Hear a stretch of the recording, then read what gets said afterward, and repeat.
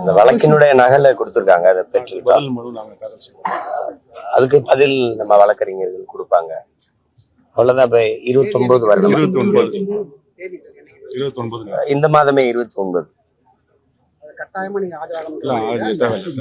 அப்படி இல்லை, அப்படி இல்லை. அது 29 அந்த தேதியில நேர் நிக்கணுங்கிறது நீதிமன்ற உத்தரவு. அது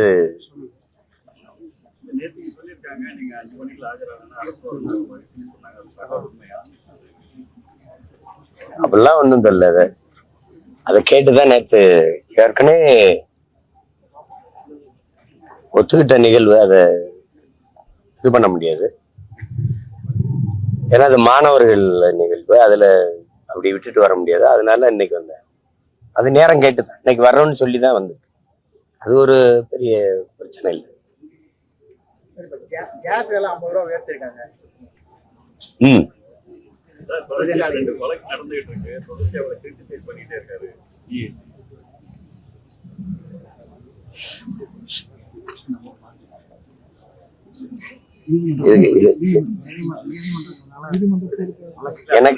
எனக்கு நிறைய வேலை இருக்கு. வேற நீங்க கேட்டது நல்ல கேள்வி. அது இது நீங்க அண்ணனை பார்த்து கேட்க கூடாது. ஆட்சியில இருக்கிறவங்க, அதிகாரத்தில் இருக்கிறவங்க கிட்ட கேட்கணும். உங்களுக்கு தெரியும், உலகத்துல நமக்கு எண்ணெய் வளம் இல்லை. எண்ணெய் வளம் இருக்கிற நாடுகள்ல அந்த மூலப்பொருள், கச்சா பொருளுடைய விலை குறையும் போது அந்த பொருளின் விலை குறையணும். ஆனா இங்க 2 மடங்கு இப்ப 100ல 50 ரூபா குறையுது அப்படின்னா, பாதி அளவுக்கு மூலப்பொருளின், கச்சா பொருளின் விலை குறையும் போது இங்க கூட குறையணும். இது அதே அளவுக்காவது இருக்கணும். ஒரு ரூபா 2 ரூபாயாவது குறையணும். அப்படி இல்லை, அதே அளவுக்காவது அது நீட்டிக்கணும். அது இல்லாம மேற்கொண்டு 50 ரூபா கூடுது அப்படின்னா இது எந்த மாதிரியான நிர்வாகம், எந்த மாதிரியான மக்கள் நலன் சார்ந்த ஆட்சி முறைங்கிறத நீங்க யோசிக்கணும். காரணம், நம்ம ஏற்றுக்கொண்ட பொருளாதார கொள்கையில எண்ணெய் நிறுவனங்களே அதற்கான விலையை தீர்மானித்துக் கொள்ளலாம்ங்கிற அந்த கொள்கை முடிவு இருக்குல்ல, அதுதான் இவ்வளவு பிரச்சனையா இருக்கு. அப்போ ஒரு மூலப்பொருளின் விலை குறைந்தாலும் விலை குறையாதுங்கிற நிலைமை ரொம்ப கொடுமையானது. அது எவ்வளவு தூரம் பாதிக்கும்னு பாருங்க. இத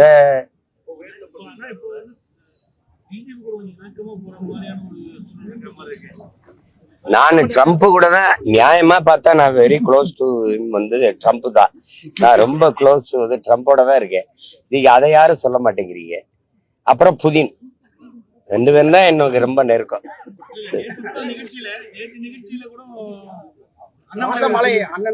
நிகழ்ச்சியில ஐயா வேலுமணி மகன் திருமணத்துக்கு நானும் பங்கேற்கிறேன், அவரும் பங்கேற்கிறாரு, எல்லா கட்சியும் பங்கேற்குது.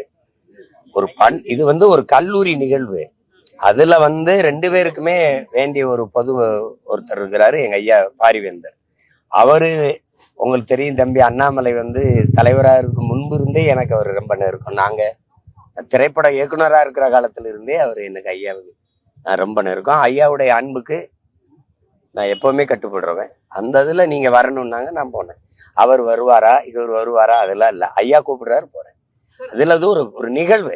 நாங்க 2 பேரும் பங்கேற்கவே கூடாது, எதிரியும் எதிரியுமா அப்படியே திரியணும் அப்படின்னா, அவர் ஒரு கட்சியில ஒரு மாநில தலைவர், நான் ஒரு கட்சியை வழி நடத்தி கொண்டு வரேன்.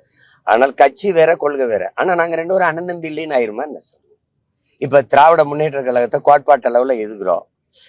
99 பேர் என் சொந்தக்காரன் தான் இருக்கான். எல்லாரும் சண்டை போடுறத இப்படிலாம் பேசிட்டு கூடாது. முதல்ல அரசியல் கோட்பாட்டுல இருந்து மனித உறவை பிரிச்சு பார்க்க கத்துக்கிறீங்க. கேள்வி எழுப்புற நீங்களே இப்படி திருப்பி கேட்டுக்கிட்டு இருக்காதீங்க. நீங்க அவர் சாப்பிட்ட உணவகத்துல போய் நீங்க சாப்பிட்டீங்க, அவர் அந்த கடையில உடை எடுத்தார், நீங்க போய் எடுக்கிறீங்க, அவர் அந்த விண்ணூர்தியில ஏறி வந்தார், நீங்க ஏன் ஏறி வந்தீங்க?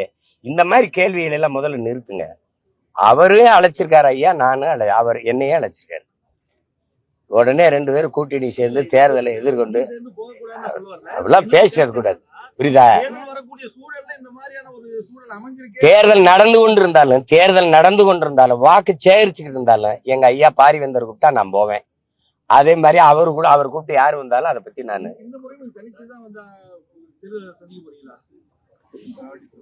கொஞ்சம் இருங்க, இன்னும் ஒரு 6 மாசம் இருக்கா தேர்தலுக்கு, கொஞ்சம் பொறுத்துருங்களேன்.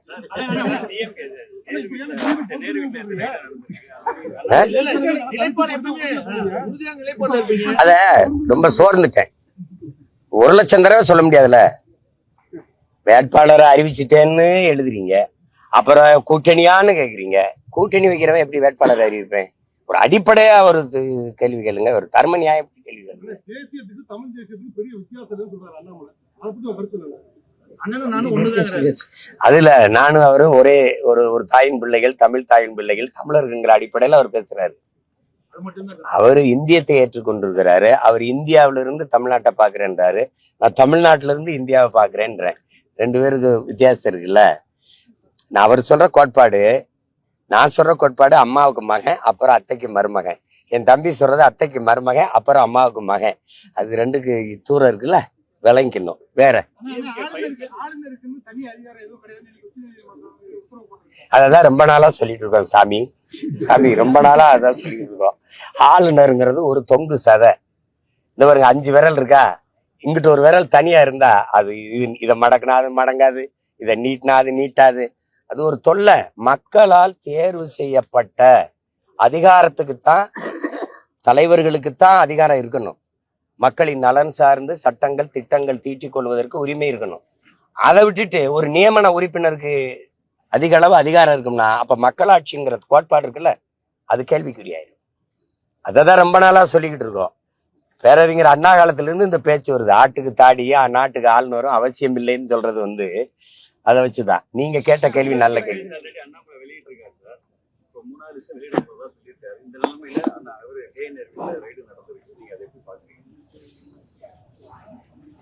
அது தேர்தல் நெருங்க இது ஒண்ணும் இந்த மாதிரி புதிய அரங்கேற்றங்களை நீங்க பாக்குறதுல, விழா காலங்கள்ல நிறைய பாட்டு கச்சேரி நாடகங்கள் எப்படி நடக்குமோ அப்படி தேர்தல் காலங்கள்ல வருமான வரித்துறை, அமலாக்கத்துறை சோதனைகள்லாம் நடக்கும்ங்கிறது நீங்க பார்க்காததா, நான் பார்க்காததா, இங்க சுத்தி நிக்கிறவங்க பார்க்காததா?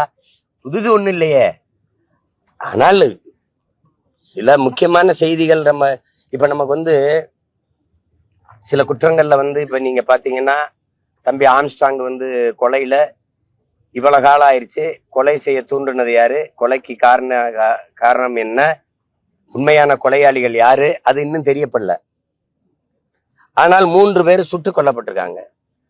ஏன் இவர்கள் சுட்டுக் கொல்லப்பட்டார்கள், இவர்கள் சுட்டுக் கொல்லப்பட்ட காரணம் என்ன, இந்த குற்றத்தில் முதன்மை குற்றவாளிகளா இவர்களுக்கு இந்த குற்றத்துக்கு சம்பந்தம் இருக்கா, இல்ல இந்த கொலைக்கு இவர்கள் திட்டம் தீட்டியவர்களா, இல்ல பணம் கொடுத்து உதவியவர்களா, எந்த தகவலும் நமக்கு வரல. அதே மாதிரிதான் ஐயா KN நேரு அவருடைய தம்பி ராமஜெயமருடைய கொலையிலையும் இதேதான். இவ்வளவு காலம் ஒரு தகவலும் வரல.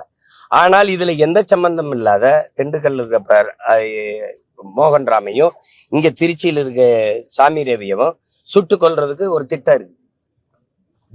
இது எதனால திடீர்னு இவங்க 2 பேரையும் என்கவுண்டர் பண்ண வேண்டிய தேவையில்லை. என்கவுண்டருக்கு அந்த பட்டியலை சேர்க்க வேண்டிய அவசியம் இல்லை. யாரையாவது ஒருத்தரை போட்டு முடிச்சு விட்டுறணும் அப்படின்னா எப்படி? நியாயமான குற்றவாளிகள்னா இவ்வளவு காலம் அவர்கள் கண்டுபிடிக்கப்பட்டு நீதிமன்றத்தின் முன் நிறுத்தி விசாரிக்காம ஒரு குற்றம் முடிவு செய்யல. அவங்க எங்கேயும் இருக்காங்க, இவங்க எங்கேயும் இருக்காங்க. திடீர்னு இந்த குற்ற வழக்குல கொண்டு சம்பந்தப்படுத்தி திண்டுக்கல்ல மோகன் ராம கொல்லணும், இங்க திருச்சியில சாமி ரவியை கொன்னுட்டா இது சரியாயிரும் அப்படின்னா, இந்த வழக்குல யாராவதுனா 2 பேரை கொன்னு முடிச்சு விட்டு போயிருது அப்படின்னா இது எப்படியான அணுகுமுறை? எந்த மாதிரியான சட்டம் ஒழுங்குது? அதான் கேக்குறேன். யாரு இதுக்கு பதில் சொல்லணும். எதனால இவர்களை இந்த கண்டதும் சுட உத்தரவு பட்டியலை சேர்த்தி இந்த குற்றத்துக்கு இவர்களுக்கு தொடர்பு இருக்கு அப்படின்னா நீதிமன்றம் சொல்லியிருக்கா, உத்தரவு பிறப்பிச்சிருக்கா, இல்ல தண்டனை அனுப்பிச்சு சிறையில் இருந்திருக்காங்களா? எதனால சொல்றீங்க? ஏற்கனவே 2 பேர், அந்த ஜெகன் அப்புறம் அவரு இன்னொருத்தர் பேர் என்ன, புதுக்கோட்டையில துறை, இத 2 பேரையும் எதுக்கு சுட்டீங்க? குற்றவாளி குற்றம் செய்கிற போது சிறை தண்டனையை அனுபவிச்சுட்டு வெளியில வந்த பிறகு திருந்தி வாழும் போது சுட்டு கொல்லப்படுவார்கள்னா அப்ப எப்படி, எந்த மாதிரி? இப்ப நீங்க என்ன பாருங்க, ஒரு நாள் இந்த திண்டுக்கல்ல இருக்கிற இவர் இந்த சாமி ரவியும் அங்க மோகன் ராமும் இந்த இப்ப நான் இதை பேசலைன்னா உங்களுக்கு தெரியாது. ஒரு நாள் கொண்டிருப்பாங்க. எதுக்கு கொண்டாங்கன்னா, நீங்க செய்தியில இந்த ஐயா ராமஜெயம் கொலையில உங்களுக்கு சம்பந்தம் இருக்குன்னு போட்டு மூடி விட்டு போயிடுவாங்க. உண்மையான குற்றவாளி யாரு? இப்ப தம்பி ஆம்ஸ்ட்ராங் கொலையிலேயே உண்மையான குற்றவாளி யாரு? கண்டுபிடிக்க முடியலன்னு கையை உயர்த்திட்டு போகணும். சும்மா போற வர்றவன்லாம் சம்பந்தம் இல்லாத 2 பேரை சுட்டுட்டு அதை மூடி விட்டு போக கூடாது. தமிழகத்துல போலி என்கவுண்டர் நடக்குதுன்னு சொல்றீங்க. சந்தேகம் என்ன இருக்கு உங்களுக்கு? போலி என்கவுண்டர் இல்லைன்னா நான் கேட்கறதுக்கு பதில் சொல்லணும். சட்டம் ஒழுங்குக்கு யார் பொறுப்பு? தம்பி ஆம்ஸ்டாங் கொலையில சுட்டு கொல்லப்பட்ட 3 பேருக்கு அந்த குற்றத்திற்கும் எந்த அளவுக்கு சம்பந்தம், என்ன தொடர்பு? அத குற்றவாளி சொல்ல முடியாது, செத்து போயிட்டான், சுட்டு கொல்லப்பட்டான். நீங்க சொல்லுங்க. இப்ப இந்த கொம்பன் ரவி, இந்த ஜெகன், கொம்பன் ஜெகன், இந்த ரவி, அவங்க 2 பேரும் ஏன் கொல்லப்பட்டாங்க? விளக்கம் சொல்லுங்க. ஒருவேளை அவங்க குற்றமற்றவங்கன்னா அவங்க விளக்கம் உயிர்ப்பிக்காதுல்ல. அப்புறம் தமிழகத்திலே அதிகமான வழக்கு அடிக்கடி உங்களை நீதிமன்றத்தில் தான் சந்திச்சு போயிட்டே இருக்கிற மாதிரி இந்த மாதிரியான அதிகமான வழக்கு போடுறதால உங்க அரசியல்ல வேகம் குறையும் மாதிரி குறையிற ஆள் மாதிரி என்னைய பார்த்தா தெரியுதா உங்களுக்கு? நான் கோழி குண்டு அடிச்சு பழகினதே கோர்ட் வாசல்ல தான். உங்களுக்கு புரியுதுன்னு நினைக்கிறேன். நாங்கெல்லாம் எப்படிப்பட்ட ஆளுங்கன்னு பாத்துங்க. ஜெயில் கட்டினதே எங்களுக்கு தான் நினைச்சோம். கோர்ட்டு கட்டினது வெள்ளக்காரன் யாரு கட்டினா? எங்களுக்கு தான். என் அண்ணன் தம்பி மாமச்செல்லாம் படிச்சுட்டு இவ்வளவு பேர் வழக்கறிஞரா இருக்குது, எங்க வழக்க பார்க்கத்தான். இதெல்லாம் பயந்தா வழக்கு இல்லை என்றால் விடியாது கிழக்கு.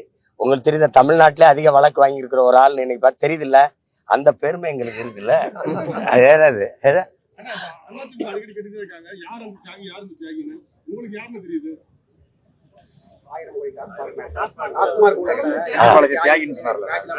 தியாகி செந்தில்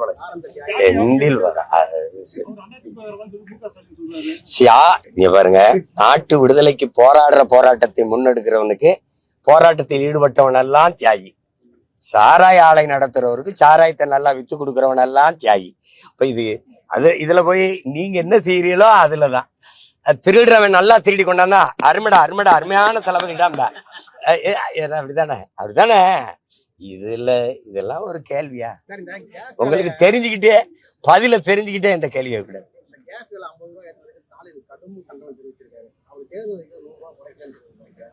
அதுக்கு நம்ம ஒரு கடும் கண்டன அறிக்கை விட்டுருவோம். நீங்க குறைக்கிறேன்ட்டு குறைக்கல.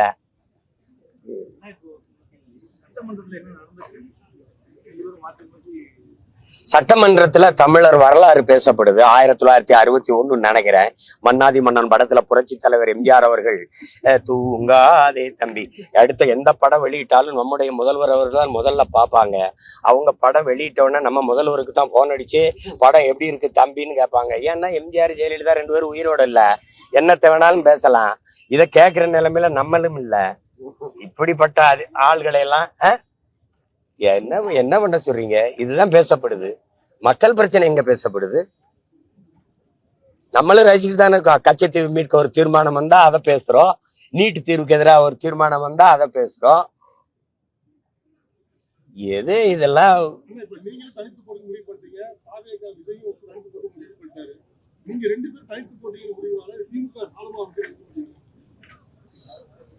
நீங்க எல்லாருமே ஒண்ணு நினைக்கிறீங்க. ஆட்சி மாறணும் அப்படின்னா நானோ நீங்களோ என் தம்பி விஜயோ அல்லது ஏடிஎம்கேயோ பாரதிய ஜனதாவோ மற்றவங்களோ நினைச்சில்ல.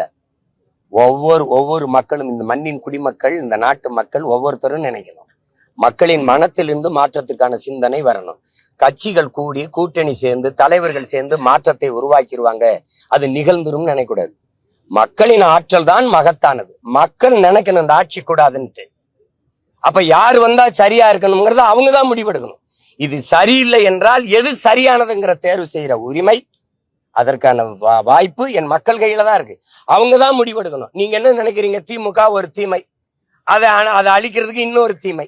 உலகம் பூரா அப்படி எங்கேயுமே தத்துவம் இல்லையே. நபிகள் நாயகத்திட்ட கேட்டாலுமே தீமையை எப்படி ஒழிப்பீர்கள் செல்லவர்களேன்னு கேட்டா அவர் நன்மையை வச்சுதான் ஒழிப்பென்றார். இறைமகன் இயேசு கிட்ட கேட்டாலும் இறுதி உதர்கிட்ட கேட்டாலும் ஒரே பதில் தான். இறைமகன் இயேசு தான் சொல்றாரு, தீமையை வைத்து ஒழிக்க முடியாது, நன்மை வைத்தான் ஒழிக்கணும். நெருப்பை வைத்து அணைக்க முடியாது, தண்ணீரை வச்சுதான் அணைக்கணும். அப்படிதான் நீங்க பண்ணணும். நீங்க அதை விட்டுட்டு நோயாலே எப்படி குணப்படுத்த முடியும்? ஒரு மருந்தால தானே குணப்படுத்த முடியும். அந்த மருந்து யார்கிட்ட இருக்கு? நான் மக்கள்கிட்ட தரு.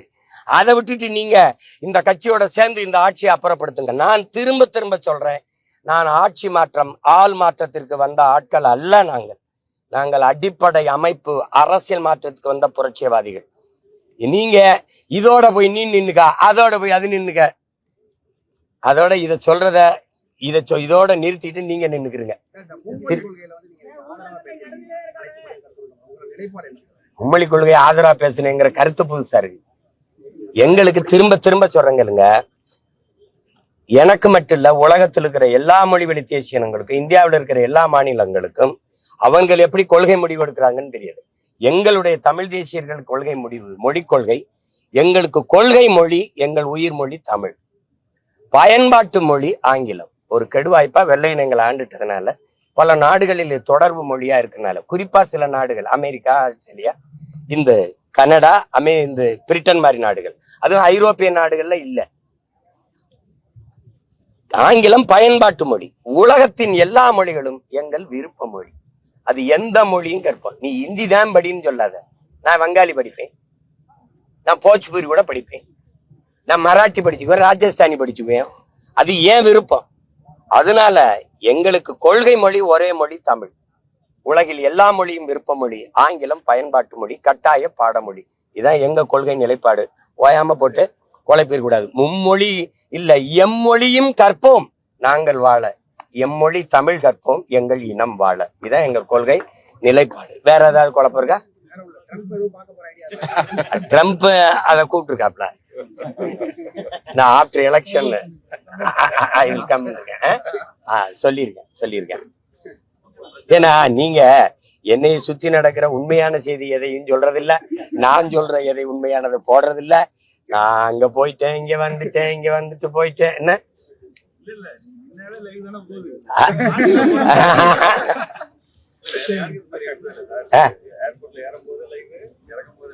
இதெல்லாம் போடுறீங்க, நான் வணங்குறேன், ரொம்ப மதிப்பு. ஆனா அந்த சாதிவாரி கணக்கெடுப்பு, சமூக நீதி, பஞ்சமர நிலமீட்புக்கு நாங்க எல்லாரும் போராடணும். என்னோட சேர்ந்து 20 கட்சி தம்பிகள் தலைவர்கள் எல்லாம் வந்தாங்க. ஒரு செய்தி கூட போடல. மின்கட்டண உயர்வுக்கும் சட்டம் ஒழுங்கு சீர்கேட்டுக்கும் ஒரு ஆர்ப்பாட்டம் பண்ணேன். ஏன்ன போராட்டம்னு கேட்கல, ஏன் போராட்டம்னு கேட்கல. அப்பதான் கொஞ்சம் வலிக்கும் பாருங்க. எந்த மக்கள் பிரச்சனைக்கு நான் நின்னாலும் கிட்ட வர மாட்டேங்கிறீங்க. தம்பி உதயநிதி துணை முதல்வர் ஆகும்போது 2 நாள் 3 நாள் பாக்குறேன், யாராவது ஒரு கேள்வி கேட்பாங்கன்னு வர மாட்டேங்கிறீங்க. என்ன நானாதான் குறுக்க மறிச்சு இருப்பா என்னை கேள்ப்பா அப்படி சொல்ல வேண்டியது இருக்கு. அப்படிதான் சொல்ல வேண்டியது. சரி, ரொம்ப நன்றி, வணக்கம்.